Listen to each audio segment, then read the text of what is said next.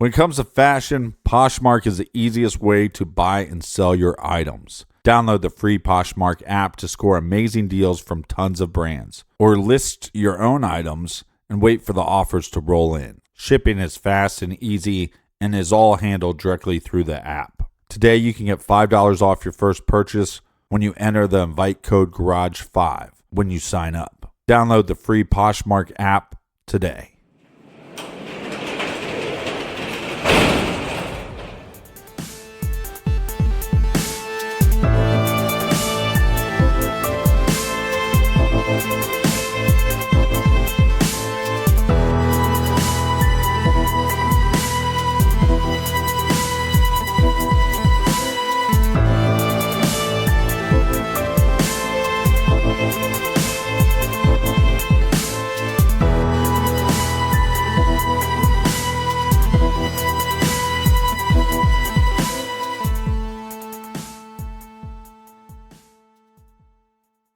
Welcome to True Crime Garage. Wherever you are, whatever you are doing, thanks for listening. I'm your host, Nick, and with me, as always, is a guy that would like to remind everyone entering the garage that there's a $5 charge for whining. He is the captain. And there's a $1,000 charge if you're the colonel.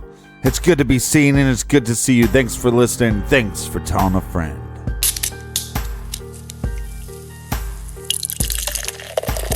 Fresh out the fridge, we have You're a Good Man, Charlie Brown Ale by Santa Cruz Mountain Brewing. Garage grade, 3 3/4 bottle caps out of 5. You're a Good Man, Charlie Brown Ale is brewed with roasted malts and features aromas of toasted caramel. It's brewed with English ale yeast for a nice, crisp, and classic finish. And today's beer was brought to us by these classically awesome friends right here. First up, we have Meredith in Spring City, Tennessee. Yeah, if I created a beer, it would be called Use a Piece of Shit, Charlie Brown.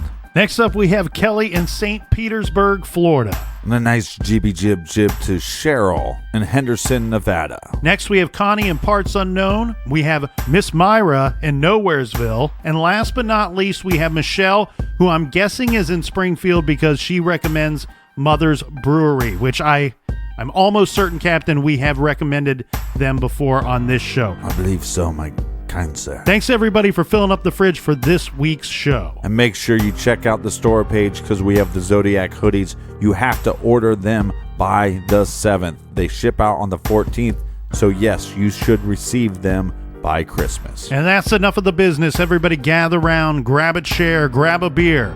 Let's talk some true crime.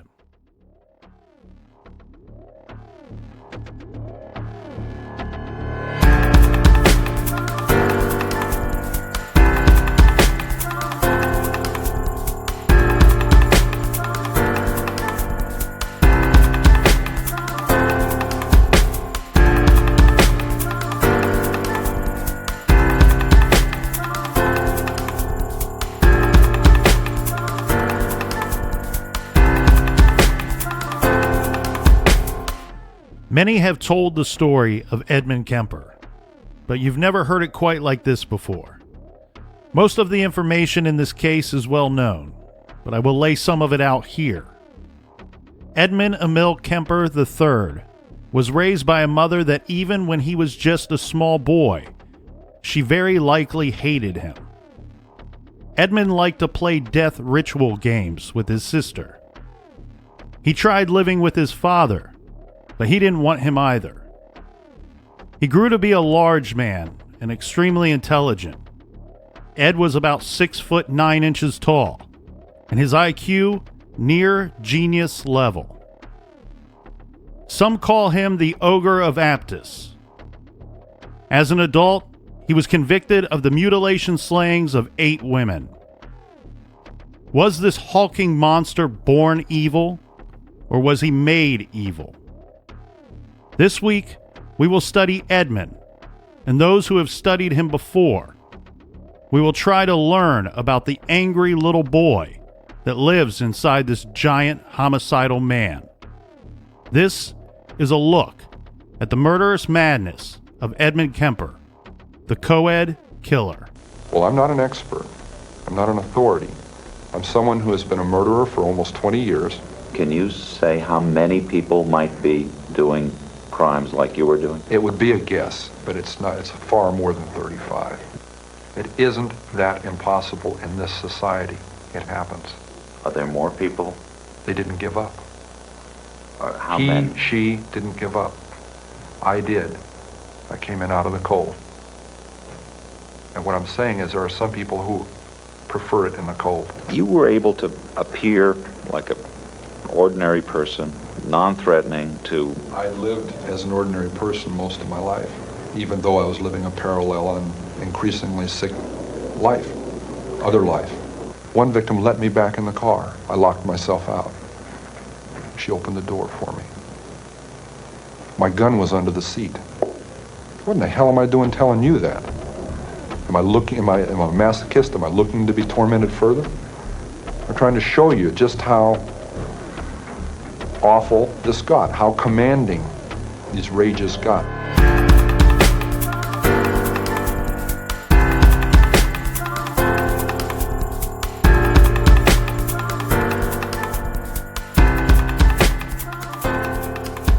The True Crime Garage Army loved the hit series Mindhunter, the show based on the real-life events of the genesis of the FBI's Behavioral Science Unit housed at FBI headquarters in Quantico, Virginia.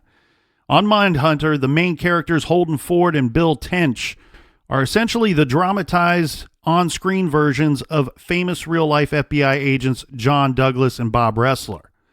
Like on the show and like in real life, these agents worked in a special unit of the FBI that had many objectives, but two of the most important were helping local law enforcement agencies solve crimes and studying the new phenomenon at the time, which was the realization of the significant increase of stranger-on-stranger crimes, serial offenders, and serial killers, which are both terms now often used, but back then, serial offender and serial killer were new terms, both coined by the special agents working with this unit at the FBI. This week, we will be discussing serial killer Edmund Kemper, who spent a lot of time talking with the FBI over the years. The general topics of discussion: who was he, what crimes did he commit, and why? The first series of Mindhunter features some of these dramatizations of these talks with Kemper and the FBI. Now, we both watched season 1 and loved it, and one thing we have discussed on our show Off the Record, and I say this almost shamefully, Captain, we both loved actor Cameron Britton as serial killer Edmund Kemper. Heck, sometimes during breaks, when working, we would stop the show, and we both were doing Kemper impressions. I particularly like the scene when they were talking about the horrible murders Kemper has committed, and he's offering the agents another slice of pizza. Now, this is disturbing on several levels because while I'm watching the show and thinking to myself I could listen to Ed Kemper talk for days, then the realization comes back to you, kicks you in the teeth with the reminder that Ed Kemper was a despicable human being. He's a monster, and yet I find him somewhat charming. And some might be saying, well, that's the TV version of Ed, Colonel. And it is, but if you and we have watched interviews with the real Ed Kemper, it's very similar. So we felt bad about that, but we're not alone in our liking of the TV version of Kemper because actor Cameron Britton did win an Emmy for his work on the show. Yeah, well, and some of the lines that they use in the show are direct lines from the interviews that were recorded. So let's go to the real-life version of the genesis of the FBI's Behavioral Science Unit and case study of Edmund Kemper. Now, interviewing serial killers. So it was John Douglas that suggested to Bob Ressler that since there were so many serial killers locked up, that they should start talking to them to see if they would talk about what they had done and why they believed that they did it. One, just like you hear earlier with the pizza, offering the pizza, the FBI would offer them a special meal. Like, hey, if you interview with us, we can get you a pizza, or we can get you some specialty sub or something that you can't get in prison. Well, Bob Ressler agreed with Douglas, and they decided that they were going to start interviewing these guys. And actually, they decided that while they were in California helping law enforcement to start there, because as we all know from the various cases we have covered here in the garage, California has certainly had its more than fair share of weird crimes and serial killers. Yeah. So this was 1978, and they're going to go interview their first serial killer, and they decided to start with Ed Kemper. Ed was housed at the California Medical Facility in Vacaville, California. They decided their best method of going about this was to show up unannounced and without permission from the FBI and without giving the prison prior notice as well. So this is for two reasons. One, the FBI believes, these guys believe the FBI would have told them, no, you can't go around interviewing serials. Right. And two, they also believed if the meeting was scheduled with the inmate, that the inmate would likely be considered a snitch by the other prisoners, thus possibly putting their subject in danger and making them far less likely to cooperate and agree to these interviews. So if they showed up unannounced, the other inmates would just assume that they simply were investigating a case or investigating something or other. Now, we have to consider how terrifying this could be even for federal agents. First, they can't go in there with their gun or weapon. You know, they don't want those things working their way into the, population. Right. And second, they have to sign waivers agreeing that if they were to be taken hostage at any time, that they understood that they would not be bargained for. Well, and both of these men, they're going to go in as a pair. So both of these men are trained, but Ed is also 6'9". That's a big boy. Yeah, basically locked alone in a room with a 6'9" tall, almost 300-pound man. And then another thing that Douglas was concerned about was the IQ of Edmund Kemper. Now, I got to be honest with you here, Captain. I've seen this IQ kind of all over the shop. I've seen it listed as high as 146 and as low as 131. Yeah, or 31. Well, I do know that he was tested at least twice, so that might be the cause of some of these variations. I also understand that there's multiple versions of what we would just call the IQ test, which could give a different score, so to speak. So kind of like credit scores. There's different top levels of different credit scores. Yes, and so we have Douglas, who he thought to himself, and I'm sure he discussed this with Ressler in advance, he was a little worried that, these guys are used to being the smartest guys in the room. And now they're in there with this giant, and they're worried that he's smarter than them. So physically he could overpower them. Mentally, he might be able to manipulate them or to bullshit them, to put it quite frank. Right, but like I said, both these guys are trained individuals. These guys have made it to the FBI, so they've dealt with some of the scum of the earth. Mm-hmm. Oh, yeah. So they're going to, but just imagine if you're not trained at all, right? Some of these police officers have taken criminals that have done heinous crimes, and they had to lock them up, handcuff them, put them in the backseat of their car, and transport them to another prison or to another jail by themselves. Mm-hmm. And so, yes, this sounds crazy to us to go, hey, you're going to go into this little steel cage with this killer. But I also think these guys are a lot tougher than that maybe he gave them credit for. Well, you and I discussed Wickline, which was somebody that was put to death here in Ohio for a couple of murders. Yeah. And Wickline was a large man. He was quite strong as well, and he was intelligent too. He was not as big as Edmund Kemper. His IQ was probably not as high as Edmund Kemper's. And 28. he was a guy that, we spoke to several officers that said, I knew guys that had to transport him. I knew guys that had to be in a room with Wickline, and they went to their superiors in advance and said, I refuse to be alone with him. Right. If I'm going to be in a room or in a car with this guy, there better be multiples. There better be a bunch of good guys and only one Wickline. So the thing with, and like you said, these guys are trained. These guys are skilled individuals. Douglas was I believe he was a boxer in college. So a bit of a tough guy, I guess. But, yeah, look, if you're a trained boxer and then you had to deal with the scum of the earth, those guys they're not afraid of this guy. But keep in mind just the reach alone on Ed Kemper. I mean, 6'9". Yeah, but you know the difference between a normal human and an actual trained boxer? Anytime somebody says, hey, I trained as a boxer, you don't want to fight that guy. Right. That guy knows how to throw a punch. The thing, though, too, that's tough for us regular civilians to get over is just the idea of, forget about his size or his intelligence, but just the idea of being in a room with somebody that you know is not only capable of murder, but according to the case file, it tells you that he enjoyed it. Yeah, and I'm not trying to put a damper on this, but I also think some of the psychological warfare on this is, Ed's 6'9", he kills women. Mm-hmm. You know what I mean? Like, it's not like he just killed anybody and everybody. Right. You mean he's not like Russell Crowe entering the Coliseum and fighting lions? Right. Yeah. Are you not entertained? Are you not entertained?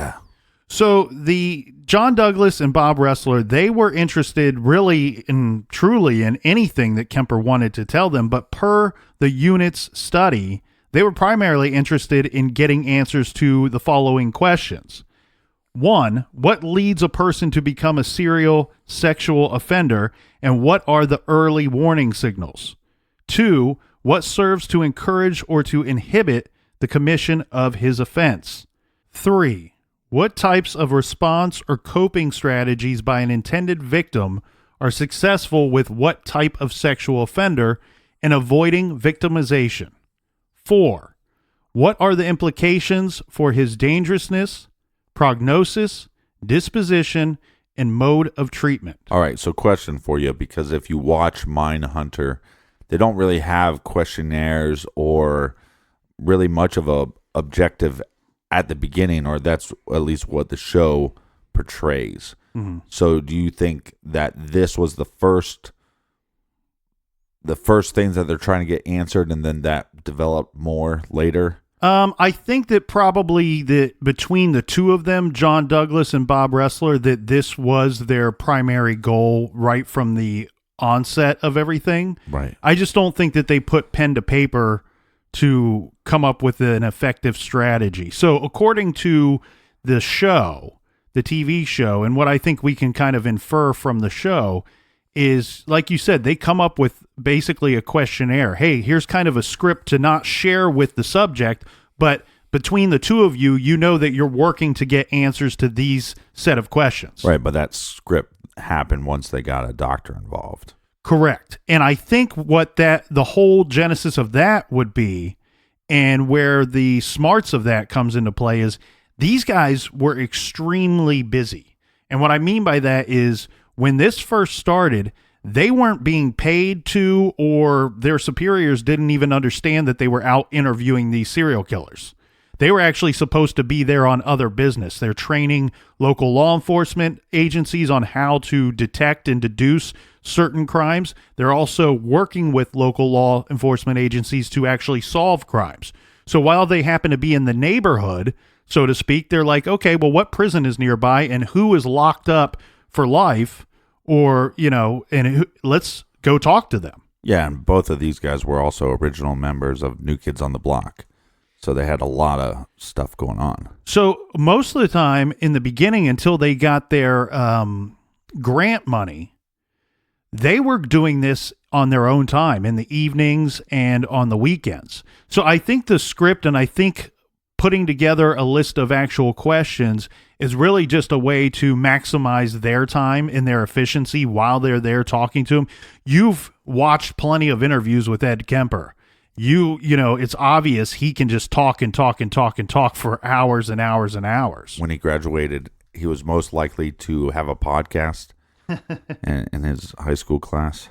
So the interesting thing here, though, is you asked, do you believe that these were questions that they sought answers to right from the beginning? Yeah, just because if I'm wrong, it made it seem like we don't know what to expect, so let's just go in there and see if we could get him talking. I think that's the truth. I think that's the truth on some level. We do know that this was their objective because this was later released many years later. This was after they got their grant money. It's kind of to champion their cause, so to speak. They released these sets of questions. Hey, this is what we're looking for when we interview these guys, in an FBI news bulletin to the rest of their department in their agencies. I'm confusing real life with the TV show, but also in this TV show, wasn't the first meeting a solo meeting where he actually didn't go in with his partner? Well, that's a dramatization. In real life, there were 3 individuals that sat down with Ed Kemper the first time. And I don't know the name of the other officer involved, and to be honest with you, I think it was a local FBI agent. You know, Douglas and Ressler are not local to the area. Right. I think that FBI agent probably worked because they had not been in a prison yet. And they didn't know that, hey, you could just walk up with and flash your FBI badge, and most of the time that works to get into the prison. Right. Well, because a lot of these prison guards or local officers had a lot of respect for the FBI. Well, think about 2 of the questions that they listed there within those 4. You know, and they're all kind of lengthy questions. If you really dissect them, each one is actually multiple questions worked into one question. Right. But the simplicity of it is 2 things. One, what is the early warning signals of who this person could turn into be? I know the answer. Too much flicky. And then 2, this is interesting. What can a victim do if you find yourself caught up with an individual like this, a serial killer, serial rapist? What can I do to try to get myself out of this situation? And behavioral wise, you know, Right. Are there things that I can say, things that I can do? Are there actions I can take or reactions to this madman that I can use to save my own life and get me out of this situation? Right, because what we've seen with Bundy, you're going to see with Kemper, you're going to see with other serial killers, that they will have moments where everything, you know, this plan that normally takes place, normally these serial killers, it's like after the first attack or the second attack, then they start going, well, this is how I'm going to do it. This is my ruse to get them in my car. Then we go here. Then we drive this. And then we do this. And then I pull my gun on them. And they kind of have a routine that they're building. But there's also times where it's like, my routine was to pick up a hitchhiker, or my routine was to pick up a sex worker. And they will do that. And they just drop the individual off. And there is no murder. Right. So what made those different than the actual attacks? The simplicity of both of those questions, and actually, in my opinion, almost all 4 of those questions, is really early detection of a serial killer and preventing more loss of life. You know, we have, how can a victim get out of this situation? One, as law enforcement, you want a victim to get out of the situation not only to save their own life, but to help you solve the crime, help you make an arrest. Somebody that could later identify somebody that did something terrible to them, or at least attempted to do so. And then we have the early warning signals, you know, the early signs of the creation of the serial killers. If I could just interject for a second. This has been on my mind all morning, but we're talking about serial killers, so it's relevant, okay? Don't give me those eyes. Big shout out to Bill Burr, the comedian. I was watching his show last night, his cartoons show on Netflix, F is for Family. And there's a scene where he's arguing with this kid, and he starts fighting the kid. Mm-hmm. And then the dad comes up, and he's like, "What are you doing? You're trying to fight my 9-year-old son. What are you, some kind of asshole, right?" And then you notice that the guy's name on his name badge that's fighting Bill Burr's character, his last name is Dahmer. And then he starts calling his son Jeffrey. And the kid has blonde hair with the little glasses. And I just thought, I can't get away from true crime, but how clever it is that he just kind of threw it in there. Like, I wonder how many people watched that and didn't even know that it was Jeffrey Dahmer. And true crime's kind of seeped its way into all different kinds of media. Well, and the fact, too, that like the cartoon is based around that time period where Jeffrey Dahmer would have been a child. Okay. Well, but a key thing to keep in mind when talking to these serial killer types, and we've touched on this a bit already, is that they are often skilled manipulators, and some of them quite intelligent, which, as is the case with Kemper. So it was and is extremely important that the FBI agents know the case inside and out in order to hopefully get the answers to the questions and to advance the FBI's ability to prevent, detect, and capture serial offenders and serial killers. Now, the agents are going to want to learn everything they can about Kemper's childhood, environment, relationships, crimes, habits, and his arrest. But they're going to want to know this in his own words, right from his mouth. And when we come back, we will talk about some of the things that they learned.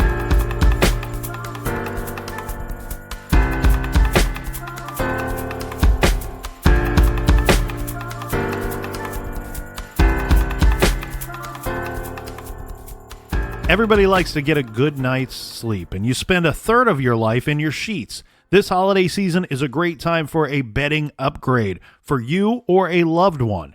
That's why you need to check out brooklinen.com, because Brooklinen works directly with manufacturers and customers.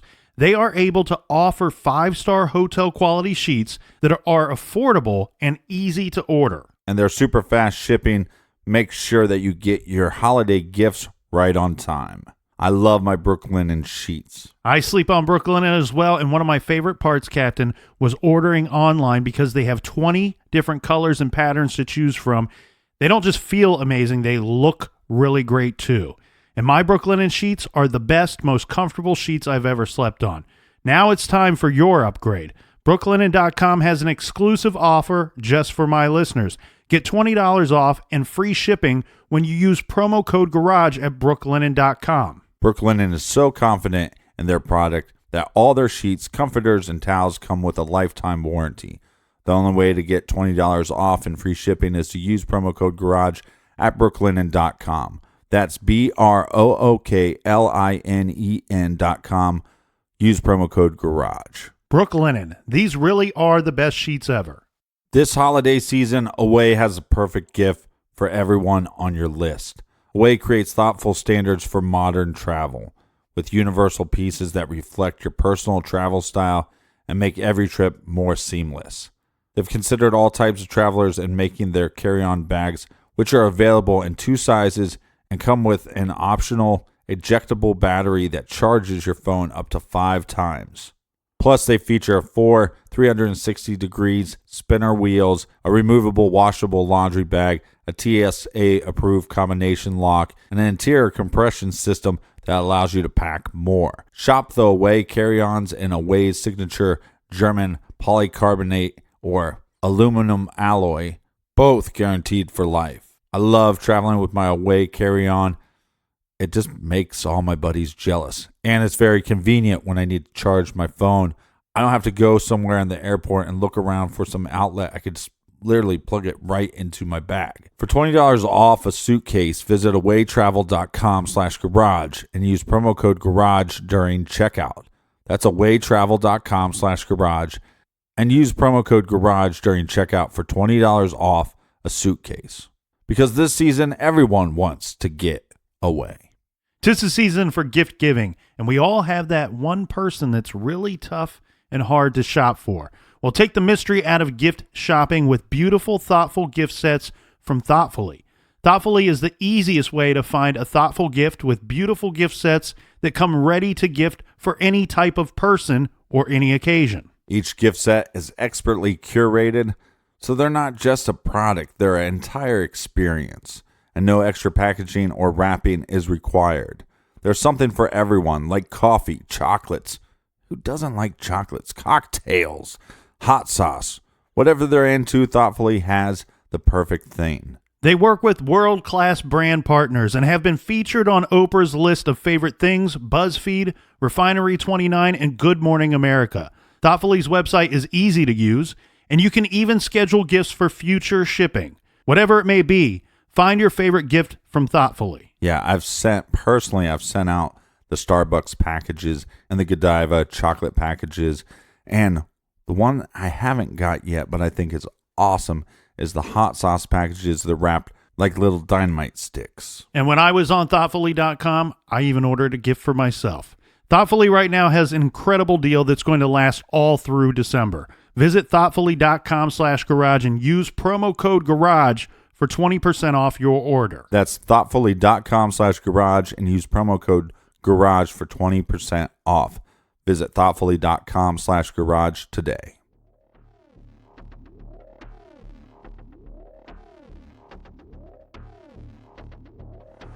You were involved in the campus because your mother worked there. Yes. I was also involved in killing co-eds because my mother was associated with college work, college co-eds, women, and had a very strong and violently outspoken position on men for much of my upbringing. My mother was a sick, angry, hungry, and very sad woman. I hated her, but I wanted to love my mother. And I watched the alcohol increase. I watched her social life drop off. I watched her get bizarre. She had terrible pain from her life, earlier life, her upbringing, a failed marriage with my father. I'm a constant reminder of that failure. I hate to distill it down into such, into one-word realities like that. There's a lot that leads into that happening, but that is what happened. They represented not what my mother was, but what she liked, what she coveted, what was important to her, and I was destroying it. Why did you actually kill the girls? My frustration, my inability to communicate socially, sexually. I wasn't impotent, but emotionally I was impotent. I was scared to death of failing in male-female relationships. I knew absolutely nothing about that whole area. Even if just sitting down and talking with a young lady. I need to be able to really communicate, and ironically enough, that's why I began picking people up. And I'm picking up young women, and I'm going a little bit farther each time. It's a daring kind of a thing. At first there wasn't a gun. I'm driving along. We go to a vulnerable place where there aren't people watching, where I could act out, and I say, no, I can't. And then a gun is in the car, hidden. And this craving, this awful, raging, eating feeling inside. I could feel it consuming my insides. This fantastic passion. It was overwhelming me. It was like drugs. It was like alcohol. A little isn't enough. At first it is. And as you adjust to that, psychologically and physically, you take more and more and more. It's the same process. So it finally came down to the thing of, do I dare bring this gun out? Already realizing if that gun comes out, something has to happen. Edmund Emil Kemper III was born December 18th, 1948 in Burbank, California. Now, during his childhood, Kemper was physically and emotionally abused by his alcoholic mother, Clarnell, who was divorced from his father. Before the divorce, Ed was close with his father. After the divorce, Ed's mother hated him, and it's believed this is because Ed looked almost exactly like his father. One of Ed's favorite games to play as a boy was a game that he invented, in which he called it Gas Chamber, or The Gas Chamber. This would be a game that he played with his sister, where they would take turns basically pretending to be gassed or gassing one another, and then he would writhe around pretending to be in pain on the floor as he's pretending to die because of this game that they were playing.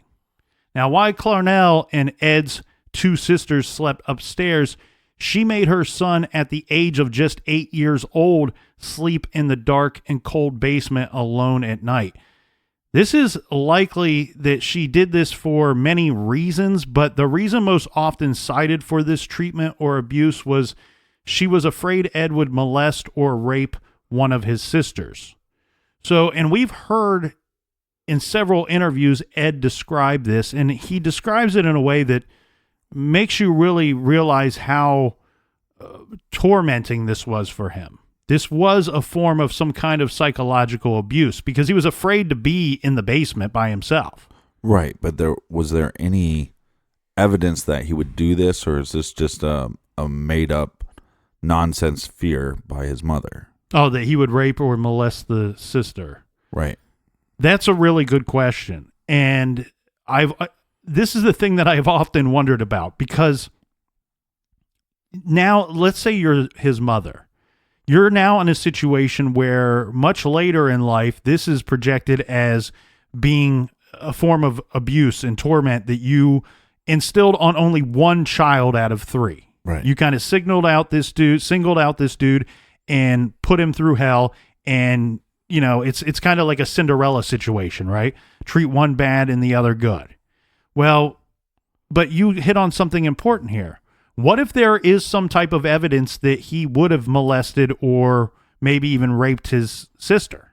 Yeah. Then, in a sense, you're preventing the torture or abuse of another of your children. You see what I mean? By putting him in the basement. Well, right. And you're not putting him out in a shed. Right. But now this is also the 50s, so the basement, they're not what basements are now. The basements must have been terrible in the 50s. Right, and they're probably wet. And I heard also that he could hear rats, possibly. Yeah, so the thing, when we talk about Edmund Kemper here, that we should be completely clear about regarding this story is that there has been variations of his childhood and variations of his story throughout the years. I do wonder what is fact and what is fiction after all these years have passed. I do know from an interview that he gave, he described sleeping in the basement and described it simply as every night he would go down, he would walk down the stairs. Right. So picture like an old rickety wooden staircase. He would walk down the stairs and there was a single light at the bottom of the staircase, and he would, it has the string hanging from it. He would reach up and he would pull the string to turn it on. And then he said that would only light up basically that corner of the basement. Right. Well, he slept in the far corner away from that. So he would walk all the way because he was afraid of being in the dark in the basement by himself. Well, that's the age where your mom says, go get a towel out of the basement. You go, okay. And then you brave the courage. It's middle of the day and you turn on the light and then you grab the towel. And now you have to turn off the light, but you have to run up the steps because you're so afraid that something's going to grab you. Right. So he would walk the length of the basement, basically, to the other end where there was another light hanging, and he would put, with a string, and he would pull the string and turn that light on, and then he would walk all the way back to turn off the light that was near the stairs. And most reports and stories would say that he was locked in the basement every night. I don't know if that, in fact, is true because his own words state that he was in charge of closing the basement door. He actually references that he would get yelled at by his mom because of the cold would seep up into the house if he didn't close the basement door, and she didn't want to feel the cold. That's so nice of her. I don't know if he could hear rats. That's the other rumor, was that he could hear the rats scratching around in the night. Yeah, or if that was just made up in his head. Yeah, or if it's just a story to make it worse than what it actually was. In all reality, let's say there were no rats. At the very least, we have an 8-year-old boy, somebody who's very young, mentally young as well, emotionally young, sleeping by himself in a dark, cold basement to which it's so cold that he's required to shut the door so the cold doesn't seep into the rest of the house. And at the very least, in the middle of the night, he's going to hear the furnace turning on and off. So there would be noises that would probably startle him and wake him up or scare him throughout the night. Right. And on top of that, why are you there? Mm-hmm. Why are you in the basement? If you know it's because your mother fears this, then it's like, and again, if there's no evidence that you're going to do this or even capable of doing that, do you then become capable of doing it because you are essentially being accused of being capable of doing it? Well, the other thing too, Captain, is it is no question that his mother was an alcoholic. So there could be a skewed perception on her behalf as to what was going on in her home if she was drunk or under the influence a lot of the time while she was home. But Kemper did engage in psychotic and psychopathic behavior early on. So he started off by dismembering his sister's dolls. This was all based around a violent fantasy that he would later tell us about, killing his mother and his sisters. Now, one book describes this scenario pretty simply, and something something like this, stating that as Ed sat awake in the cold, dark basement at night and his hatred grew and grew, he fantasized about killing the females upstairs. So right, because he's less than. Right. And they've made him less than. But also, just because your son rips apart your daughter's baby, or Barbie dolls, I don't know if that's a sign of anything. The fact that he is stating that it was a replication of how he would murder his family, now that's a whole different level. But a kid just ripping apart a doll, that's sometimes boys will just be boys. Yeah, and he said that he started off by like popping off their heads, so like if you picture like a Barbie doll or any kind of doll, they usually have like that plastic head connected to a much stiffer, stronger, sturdier plastic body. And he says, he would get like pleasure from hearing that noise when he would pull the head from the body. Right. Well, later he said that he actually believes he even received some kind of or got some kind of sexual arousal by doing this. And look, I'm just going to put this question out now because we're going to be talking a lot about his viewpoints on things. And again, this is also hindsight. Is he just making some of this stuff up later in life to make him seem more interested? I mean, this is a guy that wants to talk. He wants to be heard. He wants people to listen to him. Are they more likely to listen to you if you're coming up with these interesting scenarios? Mm-hmm.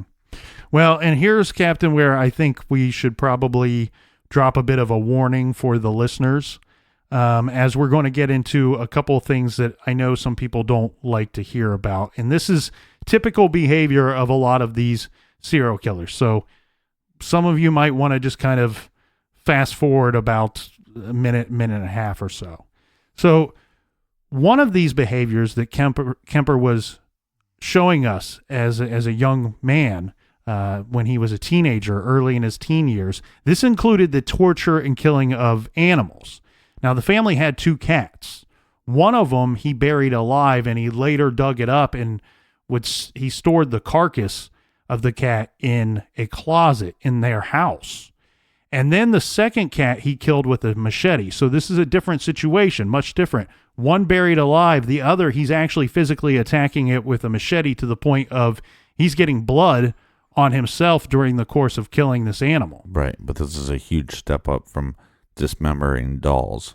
Yes, and actually I found this quite interesting. Some psychologists say that cats are the most killed animals by these young, later to be serial killers because of a couple of psychological reasons. One, by far most serial killers are men.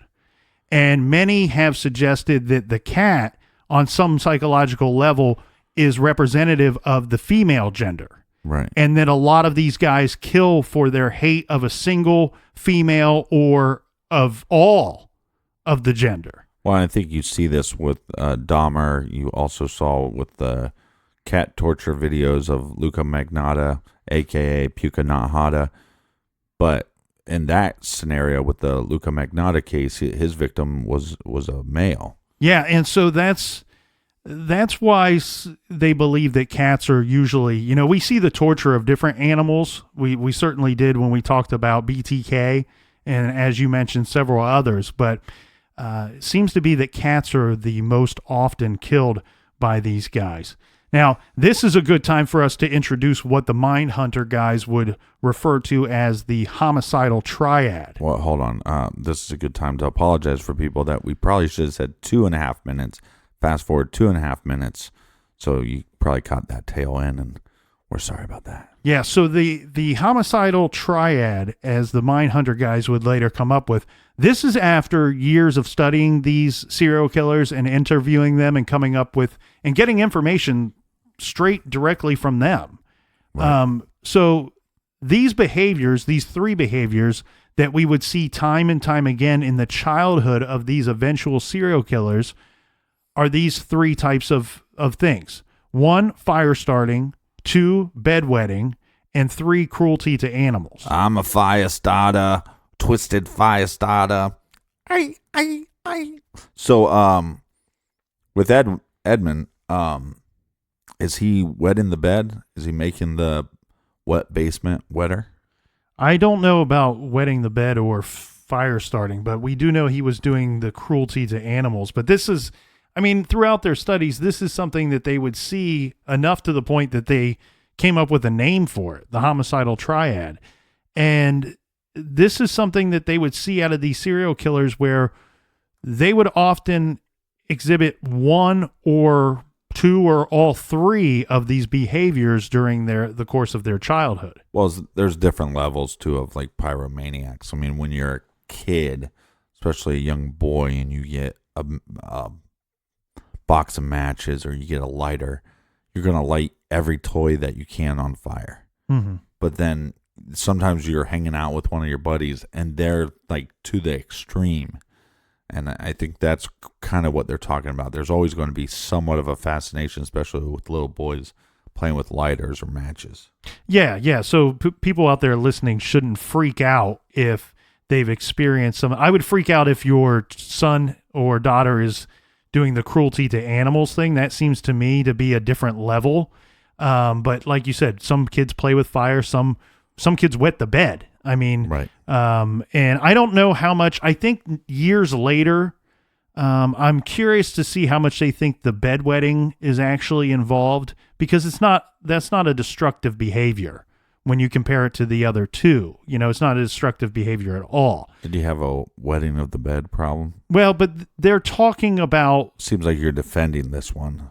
No, I'm not defending any of it. What I'm saying is what they mean by bedwetting is of a considerable older age. Right. You know, if you have a 3-year-old kid and they're wetting the bed, sometimes they're just a 3-year-old kid. Right. Anyway, it's what we do know is Edmund grew up to hate his mother. And at the age of 14, he ran away from home. This is in search of his father. And he finds his father in Van Nuys, California. So when he caught up, he was looking for a better basement. Well, when he caught up with his father had a new family, and he didn't want Edmund staying with them. So Kemper said just him being around gave his stepmother migraine headaches. So he was shipped off to go live with his father's parents on a 17-acre farm in North Folk, California. Yeah, but can you imagine, though? Okay, let's say you're not. Well, okay, say you are married. And then you bring your son around, and your wife is saying, I get migraines. Mm-hmm. This kid gives me migraines. Mm-hmm. You really going to pick this Looney Tune over your son? Well, you got to keep in mind, he's already chose to not choose his son. He's right. Not been living with his son. Yeah. He's already walked away from that job and from that responsibility. And that's why... Yeah, but you also... See, I wonder what the actions were between, or what kind of relationship was there, violence or anything between Kemper's mother, father. What was their dynamic like? Because if she is, this alcoholic Looney Tune, then you'd think on some level, okay, yeah, I didn't choose you then, but hey, things are probably pretty bad for you, so maybe I should do something. Well, he would have had a good idea. And when I say he, I mean Edmund's father would have had a good idea, because I believe and I don't remember the exact words, but something similar to this.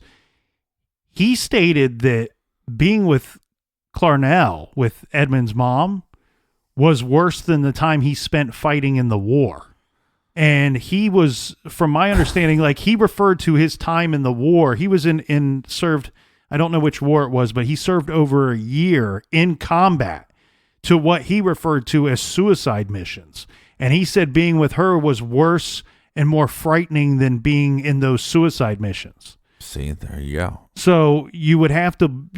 So you're a bit... Yeah, but here's my point, though. It's worse than a suicide mission, and that's what you're putting your 8-year-old son through? In his opinion, yes. And then when your son finally shows up and leaves there...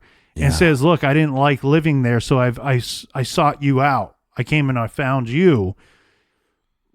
I do have to give some credit here. I'm not liking Edmund's father at all. I don't see. He sounds like a He's a piece of shit. I don't appreciate him not being around for Edmund's childhood or for taking the responsibility of being a real father. But what I will give him credit for is sending him to his parents' home rather than shipping him back to Clarnell. All right, so you's a piece of shit, but you a little less piece of shit because you sent him with your parents. Well, he probably figured, hey, if I can't raise you here, then I'm going to look, I turned out, maybe he considers he turned out pretty fine, and maybe he has good fond memories of his childhood and thought, well, I'll send you to go live with my parents. Can you imagine what this country would be like, or what this world would be like if every man actually manned up and raised their kids?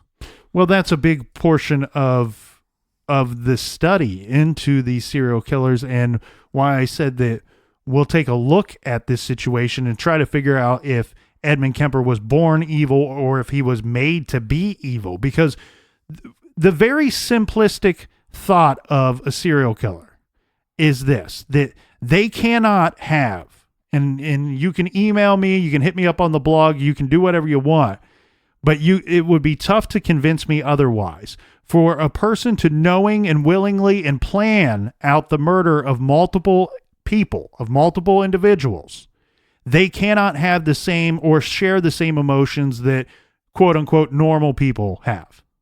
So why don't they have the same emotions as we do? What about, is that excluding like soldiers?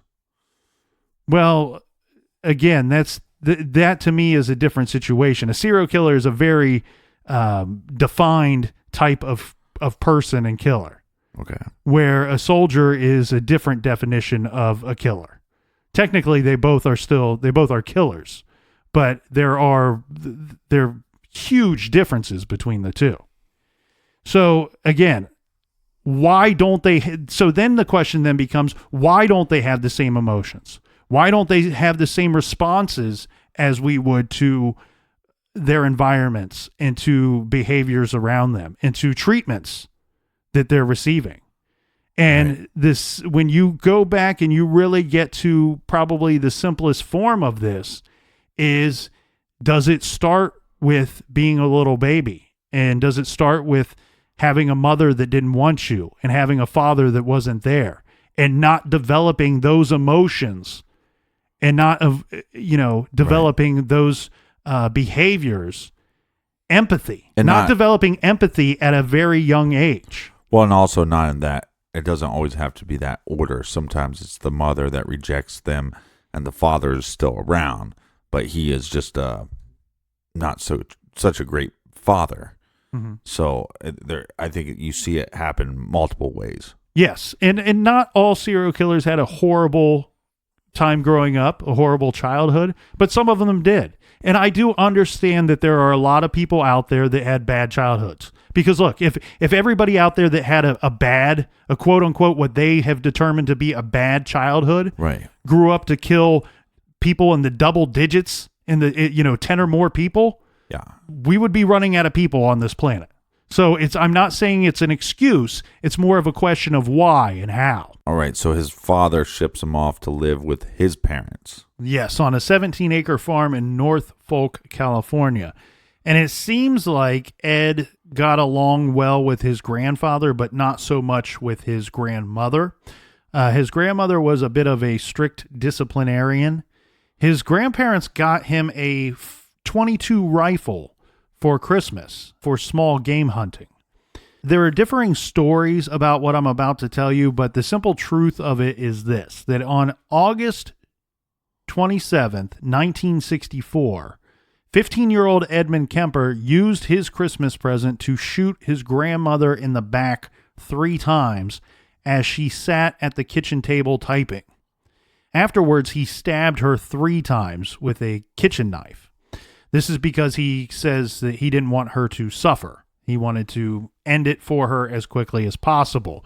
The reason being for killing his grandmother, he's stated over the years that there's been several reasons, but the one that he cites the most often is he wanted to see what it would feel like. So his grandfather was out. It was not home during the time when he killed his grandmother. And the reason why I say there are differing stories about this is because there's the way that these stories go is either his grandfather was out in town shopping and then returned home, or he was out hunting and that Ed was mad that he could not go, or upset that he could not go hunting with his grandfather. Well, if his grandfather in fact wasn't out hunting, then we know he wasn't mad about that. Right. Regardless, when his grandfather returned to the home, as Ed would describe it, they had a brief interaction where his grandfather waved to him. You know, he's getting out of his truck and he waves to him. And like I said, it seems like the two of them had a good relationship. Yeah. And Ed waited till his grandfather turned his back and he shot his grandfather. He would later then hide the body in a closet. And he said that he shot his grandfather for reasons that all seem to stem from not wanting him to have discovered that he had just killed his grandmother. Yeah, maybe not wanting him to see the body, maybe not wanting him to be disappointed and Kemper. Yeah, probably several things here. So not wanting him to be angry at Ed or upset with Ed, disappointed in Ed, as you had said, or also at the loss of life of his wife. Right. You know, his longtime companion. The weird thing, though, here, Captain, and we've actually heard this with several other serial killers, and I'll reference BTK as a prime example here, is Edmund immediately felt like at any time a whole bunch of people were going to come to get him. Like everybody in the whole world probably knew what he had just done and that they were going to come up there. They're going to arrest him. They're going to attack him. They're going to kill him. Any number of those things, right? And we heard that with BTK. Dennis Rader would say that often when he would go out and he would kill somebody or kill multiple people, he felt like in the first 48 hours afterwards that the police were just going to show up at any time at his door knocking and saying, hey, we know what you did, buddy. Now you're arrested. It's like this paranoia sets in. Yeah, that's interesting. And so Ed said that in that situation, he was going to shoot and kill anyone that would have approached the farm or the house at that time. That was his mindset at the time. So we almost have to count our blessings here in some form, right? Because he's out on a 17-acre farm, out in kind of the middle of nowhere.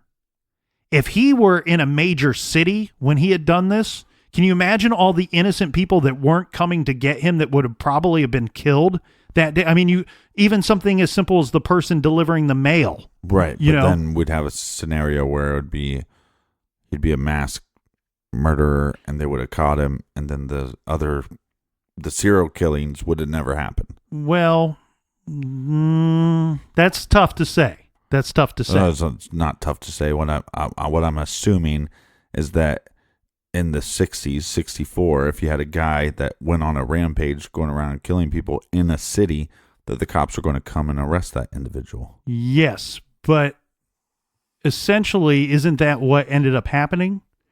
And what I mean by that is that, okay, so we get lucky that there's nobody else there. And at some point, his paranoia, it wears off. And he calls his mother and explains what he had done. And he is going to be picked up. Like you said, he gets arrested for killing his grandparents. Right. Kemper was committed to the Atascadero State Hospital for the criminally insane.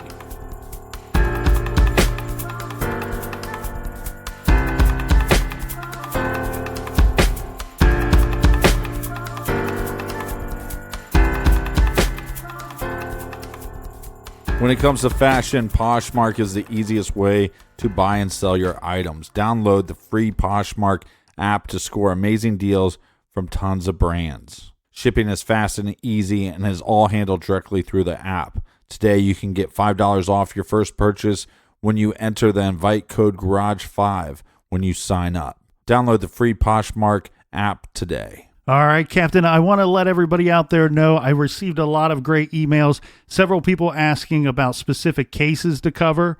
I mentioned a few of them here. One, the Honey and Barry Sherman case, the Tika Lewis case, the Amy Mahalovic case, and Laura Spurrier. I want to point out that we did cover all of these cases already, and you can find all of our back catalog. It's a huge back catalog. We're over 260 episodes strong now.